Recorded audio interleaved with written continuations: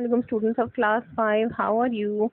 Students, today is our 11th lecture of SST and we are going to move forward with chapter number 2, World Climate. In the last lecture, I told you about the greenhouse gases, that these gases allow sunlight to pass through the atmosphere and reach the Earth's surface. Then these gases regulate the heating system of the Earth, trapping some of the heat inside the atmosphere and reflecting back or releasing back the extra sun's heat in the space. And the trapping of this heat inside the atmosphere is called the greenhouse effect. Then we learned that due to the disturbance in the combination of these greenhouse gases and increase in the level of carbon dioxide in the environment, we are having an effect of global warming. So then we learned about the burning of fossil fuel, that because of the burning of fossil fuel in factories, in power plants, in vehicles, and lots of vehicles are on the roads nowadays. So because of all this, carbon dioxide is getting excess in the environment and causing global warming. Today we are going to read something about the deforestation effect. This is the second reason of increase in the carbon dioxide level in our atmosphere.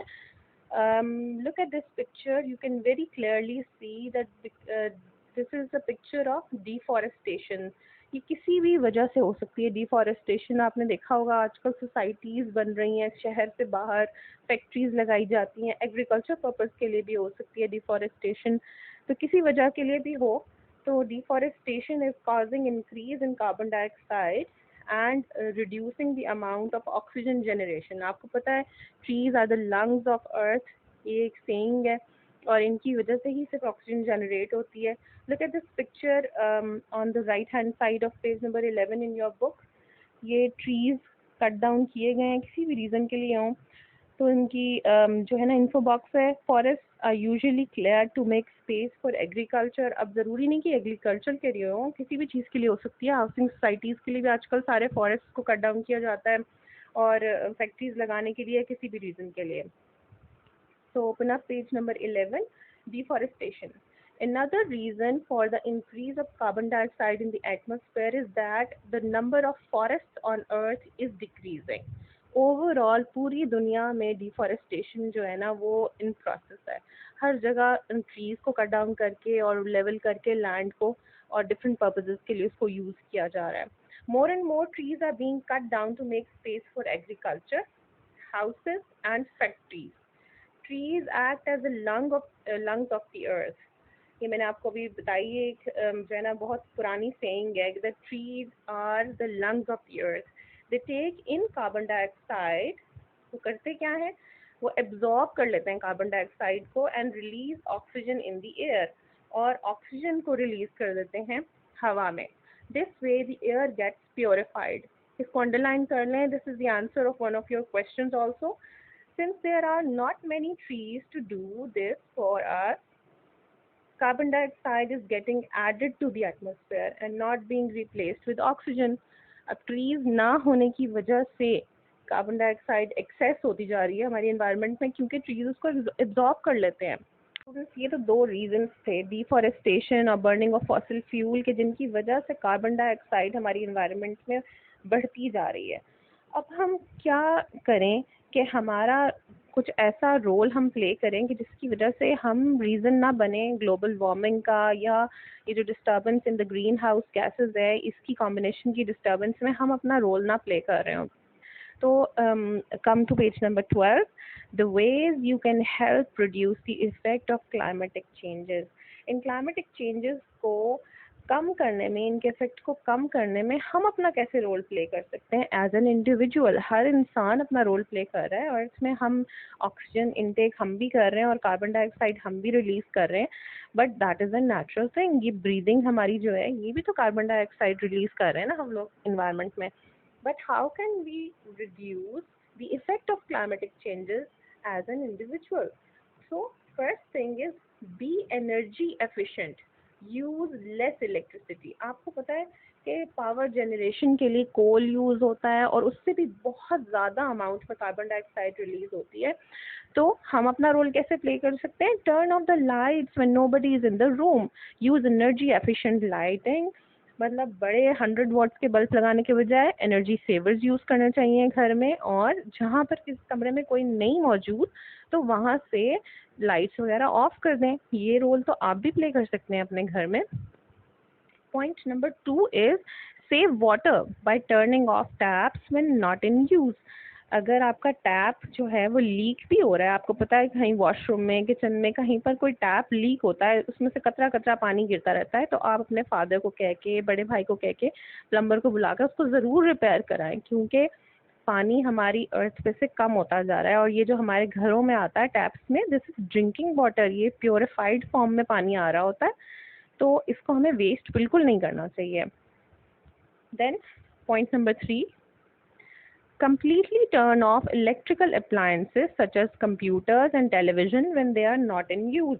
Computer आपके laptops on रखे हुए हैं, या television आपका जो है LCD आपकी screen वो ऑन है कंटिन्यूअस सारा दिन, वहाँ पर कमरे में कोई है नहीं है, उसको कोई यूज़ कर रहा है नहीं, तो ये भी आपकी एनर्जी जो है ना वो वेस्ट हो रही होती है, इलेक्ट्रिसिटी आपकी वेस्ट हो रही होती है, होल्ड पे होती हैं अप्लाइंसेस, तो इनको आप बिल्कुल टर्न ऑफ कर दें, उसको शट डाउन कर दें अपने लैपटॉप्स को। Point number 4, plant more trees.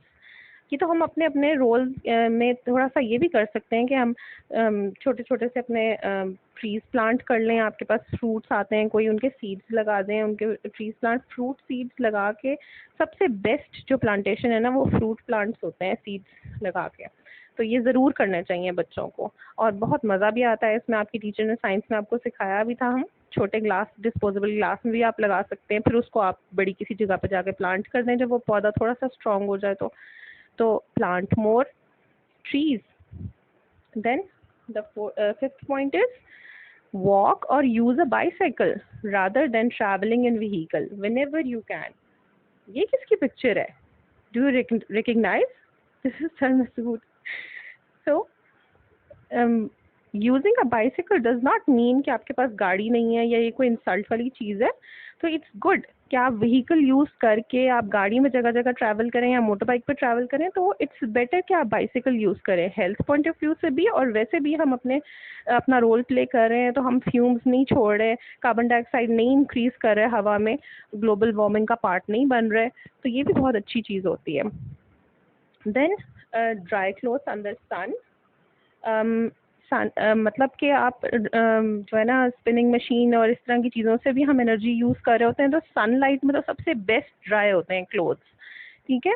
तो उसको कोशिश करनी चाहिए। अपनी मामा को आप ये दे सकते हैं एक सजेशन कि आप जो है ना सनलाइट में ड्राई करें क्लोथ्स को, और जो है ना ये सबसे बेस्ट हो जाएगा, कितनी सारी एनर्जी सेव करेंगे हम।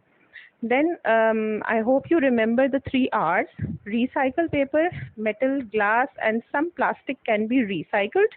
प्लास्टिक किस तरह रिसाइकल हो? आपको पता है प्लास्टिक जो है ये डिकम्पोज नहीं होता है, सो ये worst kind of material in use है आजकल। प्लास्टिक बैग्स को भी बिल्कुल मना किया जा रहा है, गवर्नमेंट ने भी अभी पिछले दिनों ये प्रैक्टिस स्टार्ट करी थी कि हर जगह बेकरीज में और हर जगह पेपर बैग्स और जो है ना फाइबर बैग्स यूज़ कर रहे थे, और तो वो सबसे अच्छी प्रैक्टिस है। अभी हम लोग इस स्टेज में हैं कि आहिस्ता आहिस्ता इसकी इम्प्लीमेंटेशन हो रही है, मुश्किल है लेकिन हो रही है आहिस्ता आहिस्ता। अच्छी ऑर्गेनाइजेशंस, अच्छे स्टोर्स जो हैं उन्होंने पेपर बैग्स देने स्टार्ट कर दिए हैं, चाहे वो आपसे थोड़ा सा एक्स्ट्रा चार्ज करते हैं उसका, लेकिन ये उनका राइट है क्योंकि वो थोड़ा सा एक्स्ट्रा कॉस्ट भी करता है उनको। प्लास्टिक बैग्स सस्ते तो होते हैं लेकिन ये डिकम्पोज नहीं होते, सालों साल पड़े रहते हैं और ये बहुत ज़्यादा हार्मफुल फ्यूम्स भी छोड़ते हैं। जब इनके ऊपर सनलाइट पड़ती है ये हीट अप होके प्लास्टिक, आपको पता है कितनी गंदी स्मेल भी आती है अगर वैसे भी हम बर्न करें घर में भी इसको।